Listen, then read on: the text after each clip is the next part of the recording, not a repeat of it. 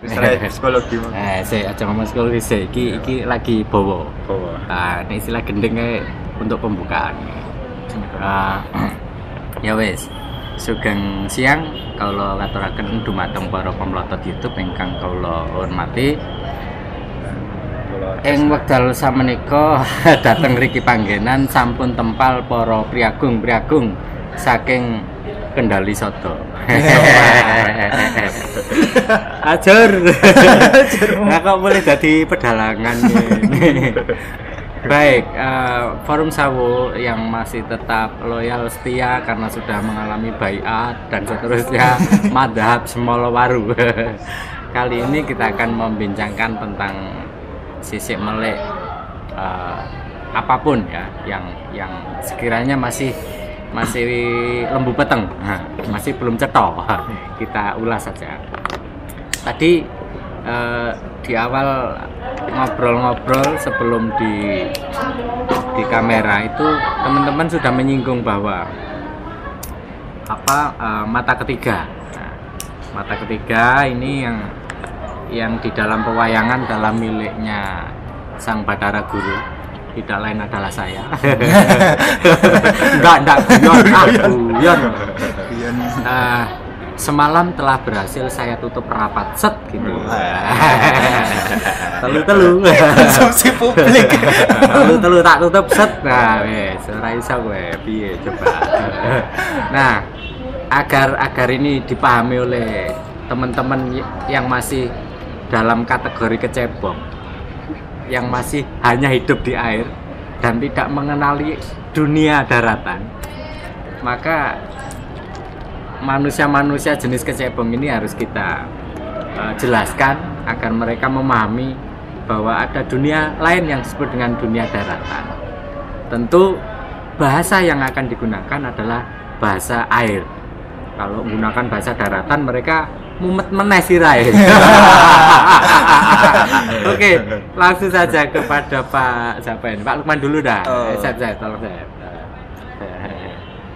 Terkait dengan perbedaan makom ya Pak. Perbedaan makom yang di situ sudah disebutkan tadi bahwasanya memang harus ada kerelaan yang besar bagi beberapa orang atau kalangan-kalangan, seperti mengutip pada cerita The Idol of the Cave ya, dalam epik atau hikayat Plato, di mana orang yang menyembah atau mengidolakan kebenaran yang berada di balik bayangan itu ternyata tidak selamanya benar ketika salah satu orang keluar untuk melihat realitas sebenarnya di dunia nyata, di alam nyata, keluar dari gua dan melihat realitas yang sesungguhnya dan menceritakan apa yang menjadi pengalaman seseorang tersebut kepada orang-orang yang masih mengidolakan kepada kebenaran berhala, kebenaran yang berada di dalam gua. Nah, salah seorang yang diceritakan sebagai sosok yang tercerahkan ini juga barangkali bisa dikaitkan dengan surat Al-Kahfi. Tentang manusia-manusia yang mendapatkan pengilhaman yang itu dilatar belakangi oleh tempat yang berada di dalam gua.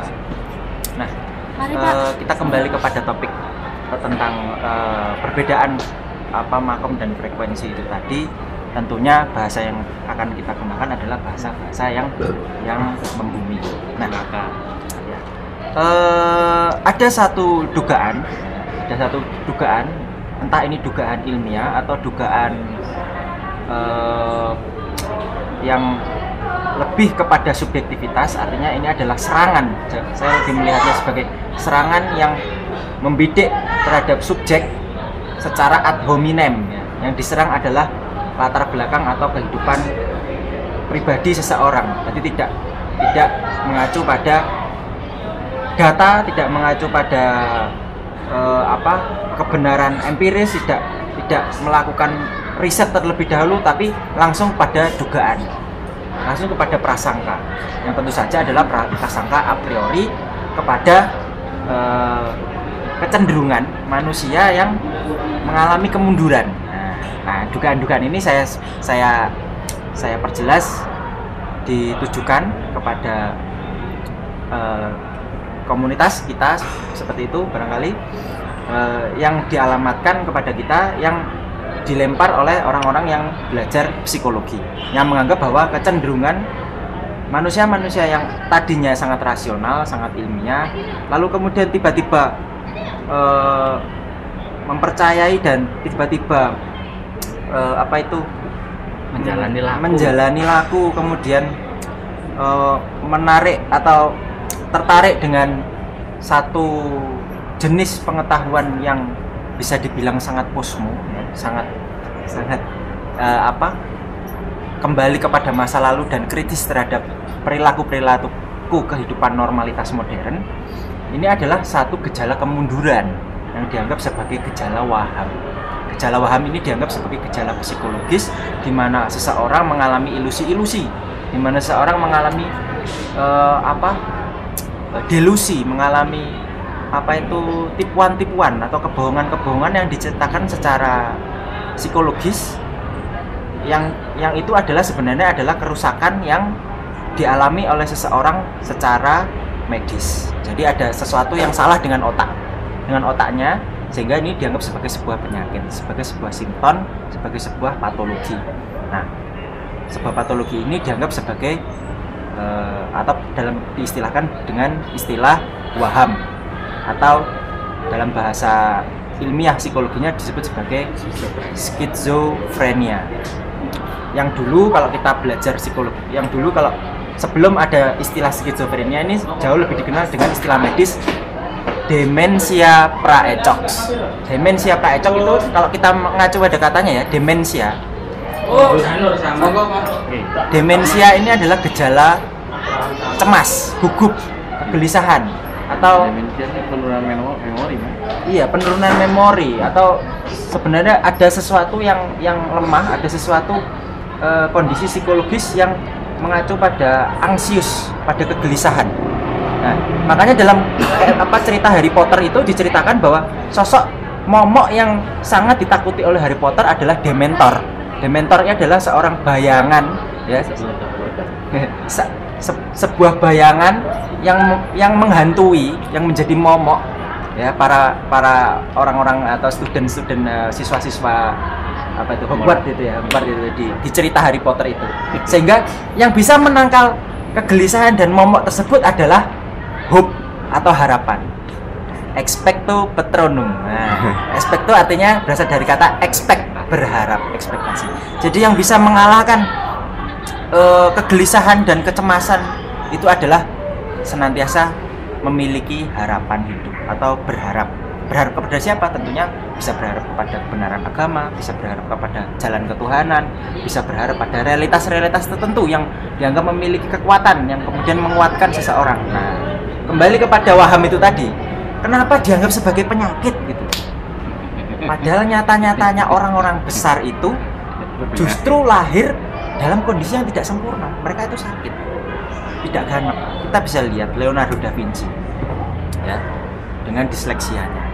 Albert Einstein baru bisa bicara di usia keberapa. Frederick Chopin bahkan dia mengidap epilepsi. Akludin baru bisa membaca kelas 4 SD. Jones dia mengidap skizofrenia, mengidap waham, mengidap ilusi, yang justru dengan ilusi-ilusi itulah dia ubah menjadi sebuah penemuan besar yang disebut sebagai teori equilibrium, yang sekarang teorinya masih digunakan dalam teori-teori ekonomi, ya, teori equilibrium, yang di situ teori itu diakui dan mengantarkannya pada hadiah Nobel. Lalu ada siapa lagi? Banyak sekali tokoh-tokoh besar yang dilahirkan dengan penyakit, dengan patologi, tapi justru ini mengantarkannya pada sebuah penemuan dan sebuah pelayanan terbesar bagi masyarakat atau umat manusia. Nah, kembali kepada mengapa disebut sebagai sebuah kemunduran dan penyakit. Lalu yang modern itu apa sudah sehat? Nah, kembali kepada Pak Didi. Oke. Bolehlah orang psikologi ngomong apa saja, terserah mereka. Itu hak mereka. Mereka punya wacana, punya mulut. Apa ngomong moncong ya rapena. Silahkan bicara. Tapi di dalam ajaran agama sebenarnya ini justru bukan simptom, bukan dianggap gejala penyakit, apalagi patologi, enggak, sama sekali tidak. Di agama ini justru adalah karunia, anugerah yang harus disyukuri. Karena di dalam ilmu tasawuf itu ada dikenal sebuah konsep yang disebut dengan khauf. Khauf itu rasa cemas, rasa takut, rasa gamang, bimbang dan seterusnya. Ketakutan akan segala hal macam. Meskipun disadari bahwa dunia ini dianggap sebagai kampung permainan. Namanya pemainnya kan tetap kadang takut kalah, takut melakukan kesalahan, takut tabrakan dan seterusnya. Ini wajar. Justru khauf inilah yang menjaga agar manusia itu senantiasa terhindar daripada mara bahaya. Khauf. Lalu agama tidak membiarkan terminologi khauf ini sendirian. Tuhan memberikan lagi sebuah karunia lain yang sebagai penyeimbang, equilibrium mau loh Pak. Yang disebut dengan terminologi roja. Nggawe ain tapi aku ra iso ngomong mau dudu Arab kok. Rojaon. Yang artinya adalah hope atau harapan. Revolution of hope. Siapa kayak Eric Fromm? Steve Hope. Roja atau hope ini adalah sebuah alat penawar di mana manusia yang dalam kondisi khauf itu diberi kesempatan oleh Tuhan untuk meminta, untuk memohon, untuk berdoa, untuk selalu punya ekspektasi bahwa ada hal yang cerah, ada hal yang membahagiakan kelak. Sehingga khauf akan kematian itu harus disertai dengan roja, bahwa kematian sejatinya adalah sebuah harapan yang magis, yang indah karena bertemu dengan Sang Pencipta. Sehingga kematian yang tadinya khauf atau ditakuti justru malah menjadi sesuatu yang dirindukan. Orang-orang sufi itu sejatinya kalau tidak diharamkan bunuh diri, dia teramat merindukan Tuhannya, dan dia teramat tidak kerasan dengan penjara-penjara fisik, jasmani atau dunia ini. Tidak kerasan sebenarnya, tetapi karena ini adalah sebuah titah bahwa mereka harus hidup menjadi khalifah di bumi, maka laku ini harus dijalaninya. Nah, bagaimana mengelola khauf dan bagaimana mengelola roja tentu berpulang dikembalikan kepada manusianya itu sendiri. Di sini yang membedakan, orang-orang psikologi mengatakan ini simptom atau gejala penyakit, bahkan patologi. Orang-orang agama justru menganggap ini karunia yang harus disyukuri oleh Tuhan yang Maha Esa. Karena ada Tuhan yang Maha Esa memberi karunia semacam itu, maka kita harus syukur alhamdulillah. Lalik rano barang loro iku terus awak dhewe iki fungsine apa? Apa menjadi nihilis seperti saya sekarang ini? Ayo, versi lain monggo. Monggo Mas Mai. Gimana ya komentarnya? Ya, Sebuah gejala waham ini kan sebenarnya hampir menjangkit ya, hampir seluruh umat manusia. Semua manusia kan dibekali rasa cemas, rasa pengharapan, dibekali dengan kecemasan, dibekali dengan harapan. Bagaimana manajernya ya itu kembali kepada terah kita sebagai makhluk sosial. Setiap rasa ada kecemasan, kita punya rasa cemas, otomatis ada energi yang harus dikeluarkan untuk menghilangkan rasa cemas itu. Ya salah satunya ya bergaul, berbicara, sharing, apapun itu yang bisa mengantisipasi kecemasan itu menjadi hal yang membabi buta, membahayakan diri sendiri atau segala macam. Lalu kemudian cemas ketika kita mampu mengasosiasikan itu dengan manusia yang lain atau membicarakan itu dengan manusia yang lain, ya bergaul, membaur segala macam, kecemasan berubah menjadi harapan, muncul adanya jalan keluar segala macam. Ya titik semuanya bertemu dalam satu titik lah jadinya. Oke. Bertemu dalam satu titik, ya hanya kita tinggal menyikapinya saja.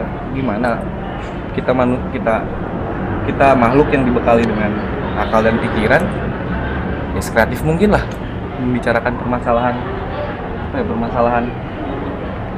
permasalahan-permasalahan yang kita endapkan menjadi kecemasan seperti tidak ada jalan keluar, buntu gitu, seperti masalah-masalah kecemasan, kegalauan. Ya bukti yang paling nyatanya kan tokoh-tokoh besar di kita, tokoh-tokoh besar yang kita kenal itu menghasilkan karya-karya mereka itu kan melalui rasa cemas awalnya, sehingga akhirnya mereka berkontribusi untuk kita di masa kini. Mereka memulai dengan sebuah kecemasan, kegelisahan. Mereka ngelihat kok masa ini kok kayak gini aneh, mereka tidak membicarakan permasalahan, ketakutan mereka yang membuat mereka akhirnya bunuh diri, membuat mereka akhirnya menenggelamkan diri dalam keadaan hidupnya. Tapi justru mereka malah mendapatkan jalur pengharapannya mulai keluar ketika mereka mulai menuliskan, membuat sebuah teori untuk mengeluarkan kecemasan mereka yang akhirnya berguna untuk kita, dan kecemasan mereka pun secara pribadi hilang. Nah, terkait masalah yang tadi, bagaimana waham kok bisa disebut sebagai sebuah penyakit, ya itu karena yang menjadi objek ketika orang itu disebut mengidap penyakit waham adalah dia tidak bisa menyalurkan kecemasannya secara baik dan berguna. Udah itu aja. Oke, terima kasih nyambung Mas. atau enggak ya? Ya nggak apa-apa, nanti dijawab lagi atau disambung lagi. Sekarang kepada Mas Asep. Untuk masalah waham ya, mungkin ya memang kembali ke sisi patologi ya, menurut psikologi itu ya. Ya memang hal-hal yang dikaji lewat ilmiah ini mungkin menurut sisi orang yang ke aliran teoritis, ke aliran kayak pendidikan itu schooling. Nah itu memang itu yang mereka butuhkan, mereka uji kebenarannya. Tapi menurut sisi kehidupan yang lain, sisi di balik dunia lain pun itu juga sangat diperlukan, dalam artian kebutuhan sisi orang itu tidak harus dikaji lewat satu objek saja. Jadi kebutuhan dan keinginan seseorang itu harus dilampiaskan sesuai dengan konsepsi orang itu sendiri. Dalam pola pikir kehidupan manusia biasanya orang itu lebih menonjolkan sistem kependidikannya. Tapi di sisi lain orang yang tidak berpendidik itu menunjukkan sisi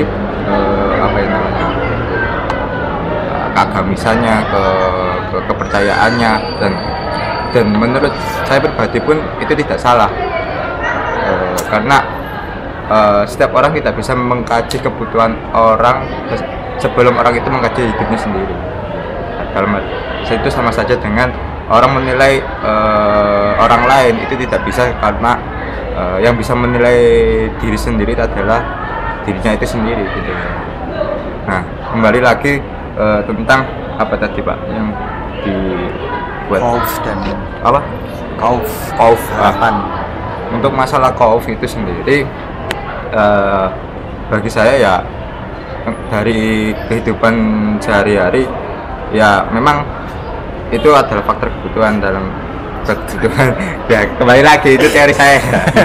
Kebutuhan nanti mungkin saya di lain sisi itu butuh yang namanya keyakinan, terus kepercayaan dan harapan. Tapi di sisi lain pun ya juga saya imbangi dengan istilahnya di pendidikan itu seperti itu. Jadi untuk menggapai sebuah kesempurnaan ya terserah kembali ke orang sendiri, apakah kembali ke syariat atau harapannya, atau kembali dengan dia berproses gimana. Jadi itulah menurut saya. Kembali ke Pak Didin yang mungkin bisa menambahkan. Ya, maksudnya gini Pak, ini kan harus diaksiologikan ke kehidupan sehari-hari ya, agar ini konsep-konsep yang berseliweran ini tidak muspro tanpa makna konkret gitu ya. Jadi harus diaksiologikan. Jadi gunanya apa sih orang-orang itu diberi takut? Apa juga gunanya orang diberi harapan? Ini juga harus diaplikasikan. Sebagai contoh konkret yang seringkali disandang oleh generasi muda itu adalah ngomong soal percintaan, Pak. Arek-arek enam ini pacaran kan yo takut kehilangan, takut diserobot temannya, ditelikum dan seterusnya kan. Ini ketakutan. Lalu kemudian tapi ada harapan. Harapan ini dipupuk dari mana? Ya dari pasangannya. Selama pasangannya mampu menjamin bahwa aku baik-baik saja, atau pasangannya mampu memberikan garansi bahwa dia akan tetap setia, akan loyal sampai akhir. Waduh, kayak sinetron nih. Apalagi kalau janji, oke, aku janji akan menemanimu, menjagamu, merawatmu sampai akhir. Pastilah itu menjadi stimulus yang sangat dahsyat untuk si cowok Masam Asep ini. Tetap ada harapan. Aku diharapan misalnya. Contoh. Ini kok yang itu ngomong contoh loh ya. Tapi aja aku Masa apa? Masa Ismail ora ono diskriminasi. Langsung, Pak. Ya weh. Aku misalnya. Aku akan tetap punya harapan besar. Dimanapun dia berada, dalam situasi apapun dia, di dalam diri ini akan tertanam bahwa dia pasti akan baik-baik saja, dia pasti akan tetap suatu saat bertemu dan seterusnya. Nah, harapan semacam inilah yang nantinya diharapkan bisa mengikis ketakutan itu pelan-pelan dan akhirnya ketakutan itu sirna. Tetapi apakah harus sirna 100%? Tidak. Khauf atau ketakutan tetap penting di dalam dunianya anak-anak muda. Apa itu? Wujudnya biasanya berupa jealous, Pak. Kecemburuan. Krungu suara potung gitu, cemburu. Nah, itu menunjukkan bahwa sebenarnya ketakutan ini penting untuk tetap menjaga ada ikatan antara kedua belah pihak. Ini yang saya maksud mengaksiologikan konsep-konsep yang tadinya abstrak itu menjadi sesuatu kehidupan real yang konkret. Meskipun ini dengan percontohan dunianya anak-anak muda. Kan Mandat Semelowaru kan dunianya anak muda, Pak. Iya, meskipun betul. pemainnya juga banyak yang bangkotan. Karena Main lama. lagi pernah muda. Ini hasil lagi. Ya aku kok didiskriminasi ya, Pak. Oke lah, terus sudah terlanjur didiskriminasi. Tak jawab ya. Ya bukan begitu, Pak. Dalam artian ya mungkin bagi Batara Guru sebuah ketakutan bagi saya adalah masalah asmara, tapi bagi saya masalah ketakutan itu adalah cara kehidupan saya sendiri. Dalam artian bukan masalah utama dalam percintaan yang saya takutkan, tapi masalah dengan hubungan keluarga ya. Semerkos misalnya. Ya nggak begitu, Pak. Dalam artian Takut mengecewakan orang tua. mengecewakan orang tua itu adalah sebuah ketakutan bagi saya. Nah, untuk masalah asmara ya, Pak ya. Ya mungkin untuk yang lain asmara ya itu tadi kecemburuan dan ketimpangan yang itu sejatinya timbul tidak atas kehendak. Jadi langsung masuk ke dirinya, terus ada sebuah ketakutan, entah itu ke pacarnya mau kemana, terus goncengan dengan siapa, itu sudah ada timbul suatu yang namanya kecemburuan dan sebuah ketakutan. Nah, tapi untuk saya sendiri ketakutan bagi seorang pemuda khususnya yang zaman saya ini ya itu adalah mayoritas, tapi bagi yang minoritas banyak yang pemuda itu ketakutannya adalah sebuah hal yang tidak menuju ke asmara. Contohnya seperti kehilangan teman. Dengan teman setelah lulus kuliah pun kalau dia pas masa kuliah dia sudah akrab dengan gengnya, geng ini dengan geng itu, terus melakukan aktivitas sehari-hari seperti ngopi, cangkruan, PS-an, terus turu bareng meskipun sesama kelamin ya. Ya, nah kalau setelah lulus wisuda kan dia akan merasa ketakutan di situ, kan hilangnya rasa apa istilahnya hubungan yang harmonis, hubungan sing bedigal tapi iku ngangenin yes. Itu adalah rasa ketakutan orang-orang kaum muda di masa sekarang. Tapi untuk yang mayoritas ya kembali lagi mayoritas pemuda sekarang itu hanya sekedar asmara gitu loh. Tinggal pacar tok padahal pacare gak gelem ngakoni pacare ya. Wis ku ya cemburu padahal pacar gak gelem ngakoni. Masa iya? Iya, aku tahu ngalami ya betul. Ismail. Ya, kayak gitulah, Pak. Ngakoni dhek pacar padahal pacare dhewe ya gak ngakoni dhek pacar iku wedi, Pak. Makanya gak tahu dibuat status di BBM, di Facebook, berhubungan rumit gak pernah. Padahal ya pajang-pajang foto, nah itu. Tapi ya kembali lagi sebuah ketakutan itu memang sangat dibutuhkan dan sebuah ketakutan juga sebagai rasa intinya itu untuk memotivasi agar progresivitas hidupnya itu lebih seperti itu Pak. Kembali lagi. Baik, ke Pak Lukman sekarang. Pak Lukman gimana? Ini terus ke arah mana yang tadi? Ini secara aksiologis sudah konkret real kehidupan sehari-hari. Sekarang kembali ke konsep, Pak. Sekarang kembali kepada abstraksi dan konsep-konsep yang mungkin bisa menjadi elemen pelengkap dari konsep-konsep yang sudah ada. Kalau membicarakan ngomongin tentang skizofrenia, sebenarnya ada pendekatan filsafat yang agak lebih tajam melihat persoalan patologi skizofrenia ini yang disebut sebagai pendekatan skizoanalisis. Jadi dia tidak ingin kalah dengan psikoanalisis yang sudah disanjung dan didewakan oleh psikologi modern dan psikologi analitik yang dikembangkan tentunya berawal dari Freud, karena pencetus skizoanalisis ini juga sangat mengidolakan Sigmund Freud. Konon katanya kan 3 orang paling berpengaruh di dunia ini di barat ya, itu kan Karl Marx, Sigmund Freud, dan satunya Plato masalah. Nah, 3 orang itu. Antara 3 orang itu saling itulah yang kemudian menjadi fondasi yang menurunkan catatan-catatan kaki yang akhirnya menjadi filsafat, menjadi sains, menjadi sastra, menjadi seni. Psikologi sastra, psikoanalisis sastra itu semuanya juga berawal dari pemikiran-pemikiran 3 orang tersebut.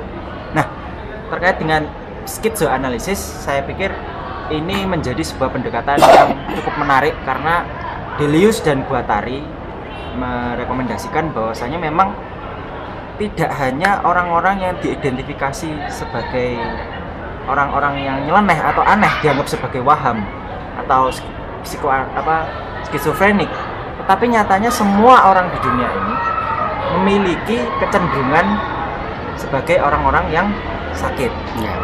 Sehingga muncullah berbagai macam pondasi-pondasi norma, pondasi-pondasi struktur-struktur bangunan psikologis yang menjadi payung terhadap atau centelan harapan bagi semua kondisi-kondisi yang labil ini, yang lemah ini.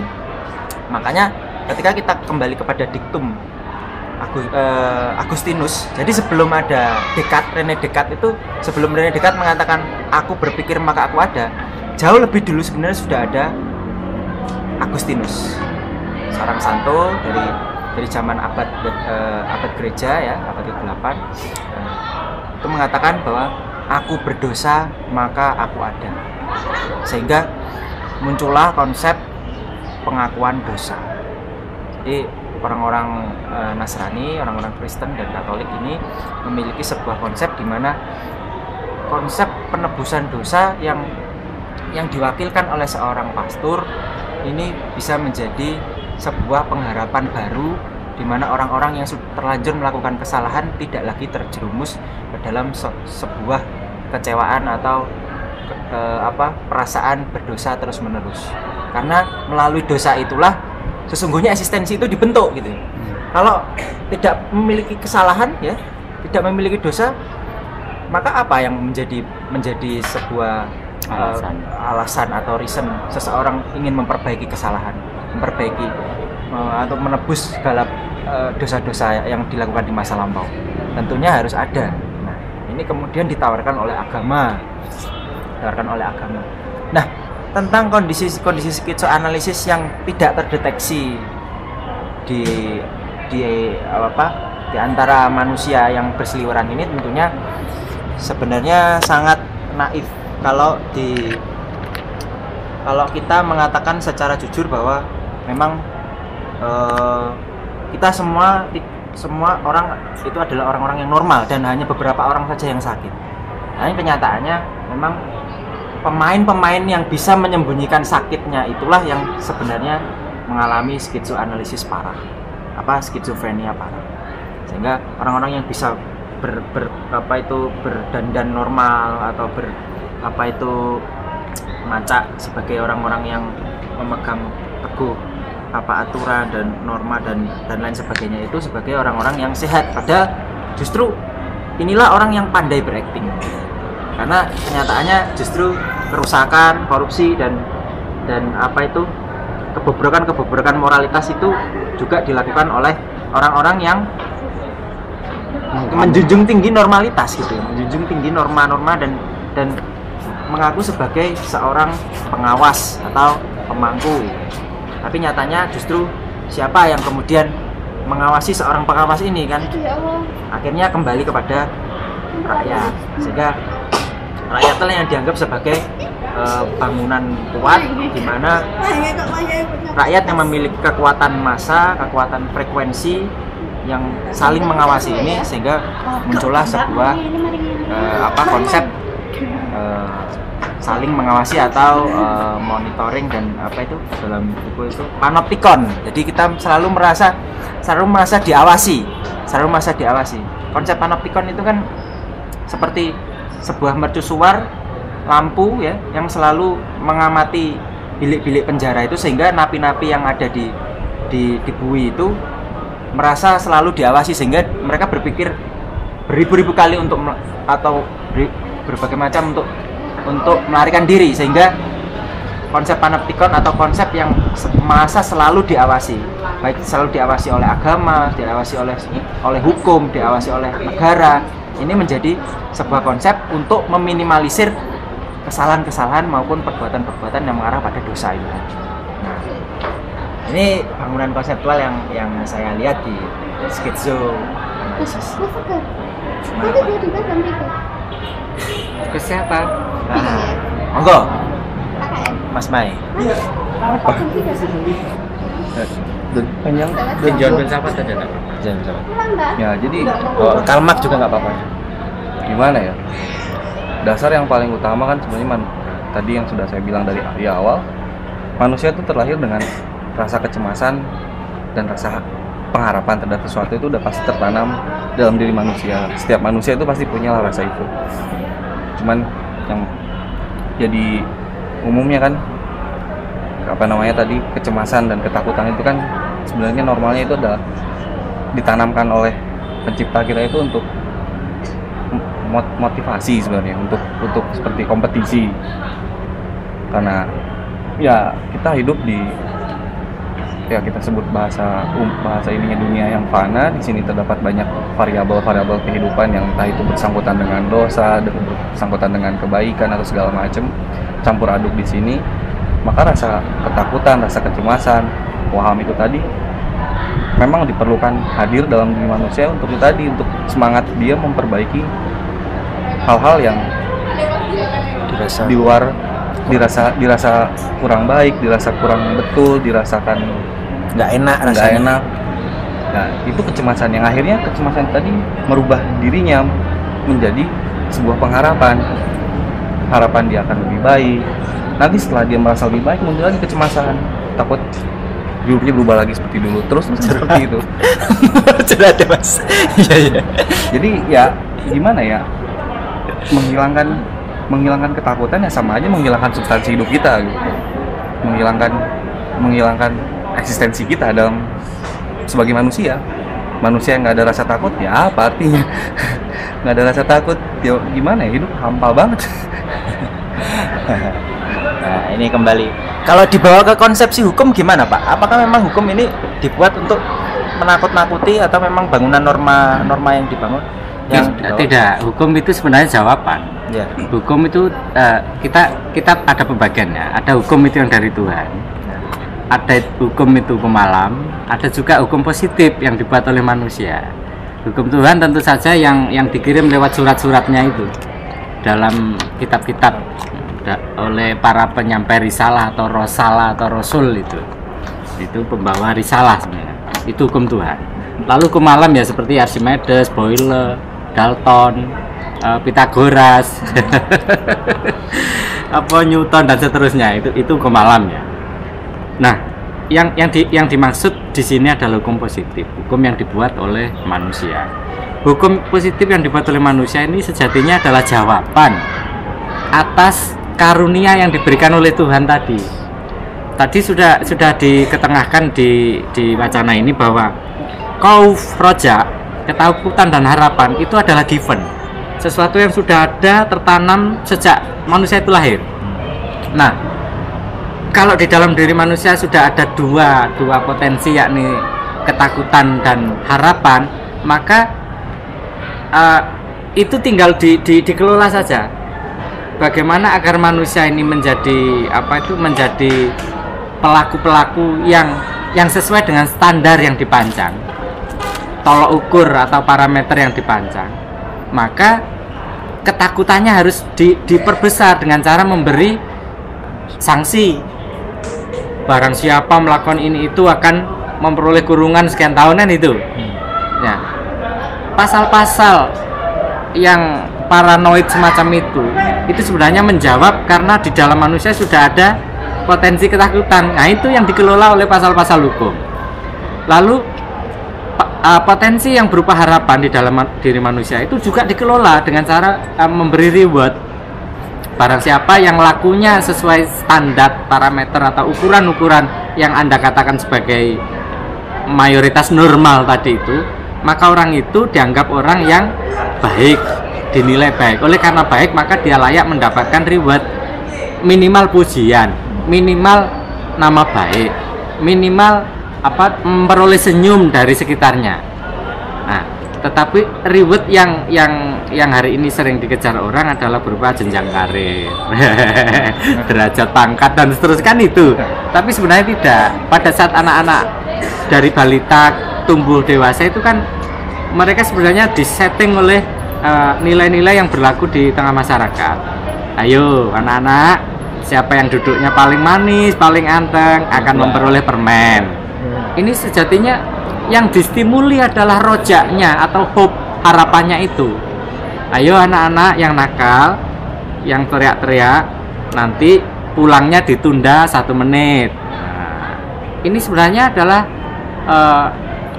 potensi khauf atau ketakutannya yang dipupuk dengan cara memberikan pasal penakut bahwa dia kalau melanggar akan diberi sanksi, pulangnya ditunda 1 menit. Ini sejak anak-anak sudah dibuat pola semacam ini, sehingga ketika mereka besar pola semacam itu akan menginternalisasi.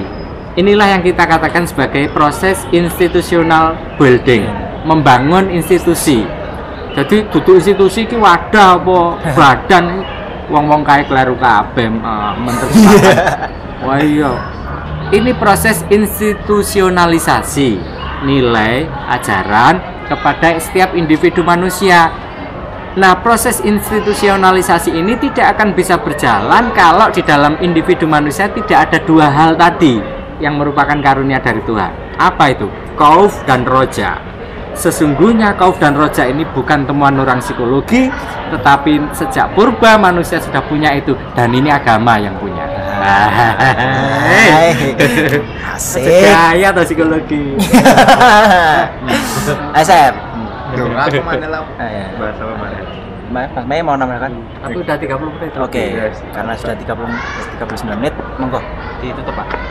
Oke, karena kita sudah mendapatkan apa yang kita ingin capai ya, setidaknya kita berusaha untuk mengaksiologikan konsep-konsep yang sudah ada, kemudian dibawa kepada ranah yang lebih keseharian, dan nyatanya juga berperan sebagai ranah yang barangkali kita lupakan, tapi sesungguhnya ini adalah ranah yang sangat nyata bagi kita. Oke, untuk diskusi kali ini kita ucapkan terima kasih kepada para pembicara, telah banyak memberikan sumbangan pemikiran. Terima kasih kepada Pak Didin, Mas Asep, dan Mas Mei dan saya sendiri akan mengclosing. Terima kasih. Wallahu a'lam bishawab. Assalamualaikum warahmatullahi wabarakatuh. Waalaikumsalam warahmatullahi wabarakatuh. Allahumma sholli ala Muhammad. Allahumma sholli alaihi.